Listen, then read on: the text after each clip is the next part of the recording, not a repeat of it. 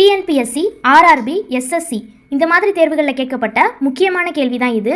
ஒரு செவ்வகத்தின் பரப்பளவு 48 m²2 n²3 சதுர அலகுகள் மற்றும் நீளம் 8 m, அடுக்கில் எதுவுமே இல்லைன்னா 1 இருக்குன்னு அர்த்தம், n²2 அலகுகள் எனில் அதன் அகலம் என்னன்னு கேட்டிருக்காங்க. இப்போ கேள்வியில் என்ன கொடுத்துருக்காங்கன்னா செவ்வகத்தோட பரப்பளவு கொடுத்துட்டாங்க, நீளம் கொடுத்துட்டாங்க, அகலம் தான் என்னன்னு கேட்டிருக்காங்க. இப்போது இதை எப்படி கண்டுபிடிக்கணும்னா பரப்பளவுன்னு கொடுத்ததை நீளத்தால் வகுத்தோம்னா நமக்கு அகலம் கிடச்சிரும். இப்போ பரப்பளவை மேலே எழுதியாச்சு, டிவைடட் பை நீளம் எவ்வளவோ அதை எடுத்து எழுதியாச்சு. 1/8 6 × 8 48, ஒரு எம்முக்கு ஒரு எம் கேன்சல் ஆயிரும், மீதி ஒரே ஒரு எம் மட்டும் இருக்குது. n² இருக்குது, இதில் n³ இருக்குது. அப்போ இதில் 2 கேன்சல் ஆகிட்டு மீதி 1 மட்டும் இருக்கும். அப்போது மீதி என்னென்ன இருக்குது? 6 m²1 n²1. அப்போ இதை எப்படி எழுதிக்கலாம்? 6 m n எழுதிக்கலாம். அப்போ ஆப்ஷனில் இருக்கான்னு பாருங்கள், ஆப்ஷன் ஏ தான் கரெக்டு.